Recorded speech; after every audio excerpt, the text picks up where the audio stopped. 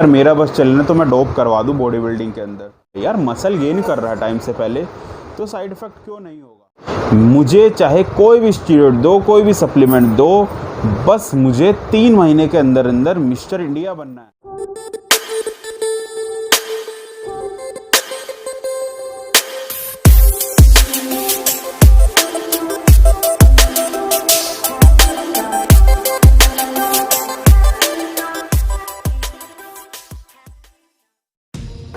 Hello दोस्तों, कैसे हो सब? मैं संजीव और आप देख रहे हैं एच टू फिटनेस अरीना। दोस्तों, बहुत ही इंपॉर्टेंट टॉपिक के साथ आज मैं आया हूँ। वो टॉपिक क्या है कि हमारे जो इंडिया का जो लेवल है बॉडी बिल्डिंग का, वो इतना लो क्यों है? क्यों आज तक कोई मिस्टर ओलंपिया में प्लेस क्यों नहीं ला पाया? तो आज हम इन सभी बातों के बारे में बात करने वाले हैं। सबसे पहले तो मैं डेथ के बारे में बात करने वाला हूँ। जो मेरा रीज़न है ये वीडियो बनाने का, वो ये है कि हमारे जो बॉडी बिल्डर्स की जो डेथ होती है वो क्यों होती है।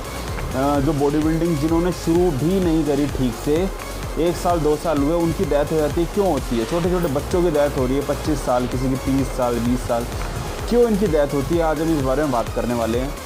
देखो, जो मुझे लगता है सबसे पहली बात क्या है कि पेशेंस नहीं है आजकल हमारे यूथ के अंदर। होता क्या है कि क्योंकि मेरी जिम में बच्चे आए हैं, उन्होंने मेरे से क्या बोला है, ये बोला है कि मुझे चाहे कोई भी स्टीरॉयड दो, कोई भी सप्लीमेंट दो, बस मुझे 3 महीने के अंदर अंदर मिस्टर इंडिया बनना है। 40% फैट है, मुझे जो है 3 महीने के अंदर अंदर एक शार्प बॉडी चाहिए, एब्स वाली बॉडी चाहिए। वो कैसे पॉसिबल है? वो पॉसिबल नहीं हो सकती। इनको कोई ये समझाए कि जो मसल है वो मसल मैच्योरनेस टाइम से आती है, टाइम से पहले नहीं आ सकती। चाहे हम किसी नए बच्चे के 1 महीने में 10 लाख तक का सप्लीमेंट या स्टीरॉयड क्यों ना डाल दे बॉडी में, वो बॉडी बिल्डर नहीं बन सकता। मसल मैच्योर जब तक नहीं होगी या टाइम से पहले वो बॉडी बिल्डर नहीं बन सकता। हमें अपनी मसल्स को टाइम देना पड़ता है। डेली जो है जिम में जाके मसल्स ब्रेक करनी होती है, फाइबर्स ब्रेक करने होते हैं, फिर उनको जोड़ना होता है प्रोटीन डाइट लेके। तो बहुत थोड़ा थोड़ा करके जो है एक बॉडी बिल्डर रेडी होता है। सिर्फ बूंद बूंद से घड़ा भरता है, तो उससे भी कठिन चीज़ है बॉडी बिल्डिंग करना, क्योंकि यहाँ हम मसल जोड़ने की बात कर रहे हैं। और जो हमारी जो बॉडी है, वो जो मसल रिपेयर है, ये काम उसका सबसे लास्ट का होता है। जो उससे पहले भी बहुत काम होते हैं बॉडी के करने के लिए। तो मसल जो रिपेयर है वो सबसे लास्ट का काम होता है हमारी बॉडी के लिए। तो मसल जो है वो रिपेयर होने में बहुत टाइम लगाती है। एक बॉडी बिल्डर को जो मसल मैच्योरनेस आनी चाहिए वो टाइम से ही आती है। बट एक तो यूथ के अंदर पेशेंस नहीं है, और दूसरी बात कि एक जादुई जो है टैबलेट आती थी पहले, वो थी डायनाबोल। अब जो है वो कन्वर्ट हो चुकी है साम्स में। अब बच्चे साम्स लेते हैं, पहले डायनाबोल लेते थे। जो जिम में बच्चा जाता है, जो पतले पतले जितने भी बच्चे होते हैं ना, 40 किलो के, 45 किलो के, सब जो है डायनाबोल लेते थे। 1-2 रुपये की गोली आती थी और गेनिंग भी खूब अच्छी करती थी। उसका साइड इफ़ेक्ट क्या होता था? पूरी कमर पे एक्नी, फेस पे acne, oily skin, joint pain, stomach upset, सबसे बड़ी बात लीवर डैमेज। फिर उनके होता था पीलिया। फिर वो जाते थे डॉक्टर के, डॉक्टर उन्हें बोलता था कि तेरा जो है लीवर पूरा ख़राब हो चुका है, अब ये ठीक नहीं हो सकता, या तू स्टीरॉयड छोड़ दे अगर ज़िंदा रहना हो तो ये सारी कंडीशंस आती है। फिर उसके साथ बॉडी कुछ भी नहीं बनती, बस गेनिंग हो जाती है 10-12 किलो की। तो ये सारा पहले चलन था। आज वो साम्स है। सब सोचते हैं कि साम्स का कोई साइड इफ़ेक्ट नहीं है। बट जो है मेरे अगर कोई सजेशन ले तो ये है कि साम्स का अभी साइड इफ़ेक्ट है। यार मसल गेन कर रहा है टाइम से पहले, तो साइड इफ़ेक्ट क्यों नहीं होगा? मैंने एक वीडियो में बताया था कि जो GH है जो हमारा, वो साइड इफ़ेक्ट कैसे करता है हमारी मसल्स के अंदर।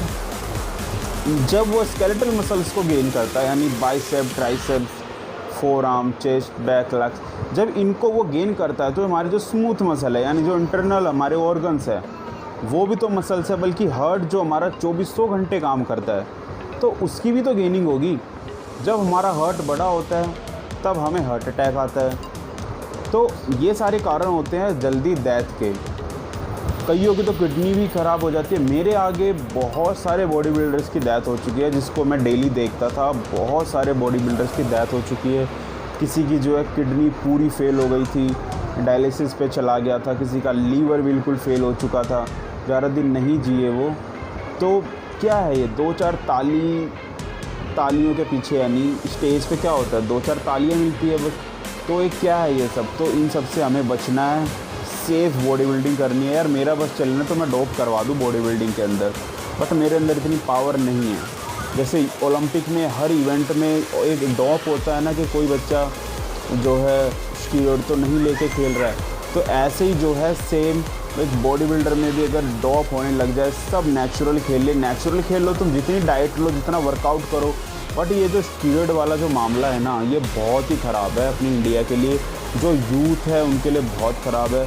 आप एक चीज़ देखो, बहुत ही सस्ती बॉडी बिल्डिंग होती है, मोस्टली बहुत सस्ती बॉडी बिल्डिंग है। जिनके पास पैसा है वो तो एक्सपेंसिव डाइट भी लेता है, ट्रेनर भी हायर करता है, अच्छी जिम में भी जाता है, अच्छी डाइट भी लेता है। बट जो फाइनेंशियल वीक हैं बच्चे, बट मोस्टली देखो आपने भी देखा होगा, जो मोस्टली जो बच्चे हैं वो फाइनेंशियल वीक ही होते हैं जितने भी बॉडी बिल्डिंग करते हैं। जो बच्चे फाइनेंशियल वीक है वो अपनी प्रोटीन डाइट तो अरेंज नहीं कर पाते ठीक से, वो एक अच्छा ट्रेनर कहाँ से हायर करेंगे।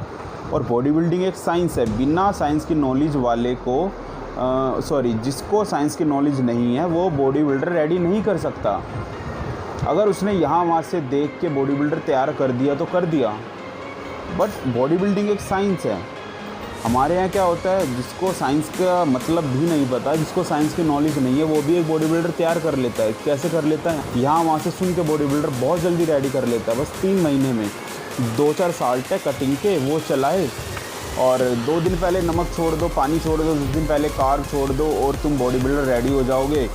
फिर क्या होता है, एक तो इंटरनल ऑर्गन सारे ख़राब, स्टेज पे क्रैम्प आते हैं कितने, 50 किलो का बॉडी बिल्डर रेडी होता है, गेनिंग में 80 किलो का, लीनिंग में 60 किलो का, 55 किलो का। ये क्या है, ये मतलब थोड़ी है कोई। इसका मतलब क्या है कि हमने जो गेनिंग की है वो बहुत गलत गेनिंग की है, हमने फैट बहुत ज़्यादा इंक्रीज़ किया है।